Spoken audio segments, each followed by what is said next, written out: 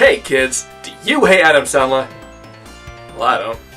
The guy's made some bad movies, but he hasn't really done anything malicious to me. He's still made some good movies. Speaking of which, Hotel Transylvania. Hotel Transylvania tells the story of Hotel Transylvania, created and owned by Count Dracula to keep his friends safe from the humans. But things go wacky when his daughter meets a human! And antics ensue from there. Immediately, the best thing about this film is the animation.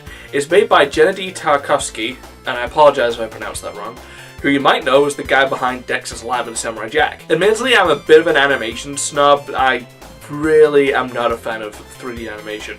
But when it really stands out and I have to praise it, that's high praise coming from me. Everything just feels so fast and fluid. It doesn't feel restrained in any way, and that's one of the problems I have with a lot of 3D animation, that it feels very restrained.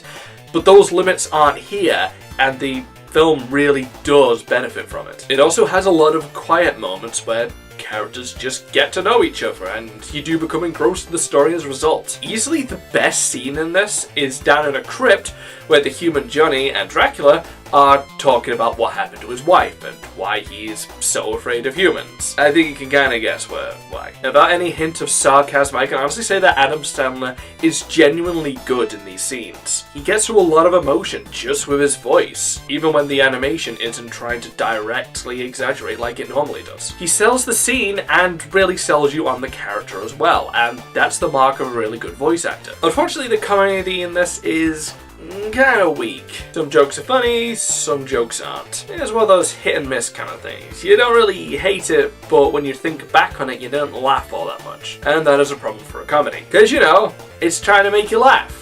Except it isn't. Now, between that and the remake of It, I've talked a lot about films that are supposed to be a genre but are terrible at being that genre, but good in other ways. So for our final rundown, I love the animation, and I love the slower, quieter moments in this. The comedy is so-so, so I can't give it a point, but I'm not taking it away either. So the overall score is a 7 out of 10. But that animation and those slow movements make this one of my favorite Halloween films. I try and watch this every year if I can. But what about the sequel? I don't know, I haven't seen it. It came out when I was kind of busy with something else. I'll hopefully get to see it later on in the month. Until then, we can be thankful that there's an Adam Sandler and Andy Samberg team-up film that doesn't suck. And yes, I am looking at you, that's my boy. Take care now, bye-bye then. Seriously though, that film sucked!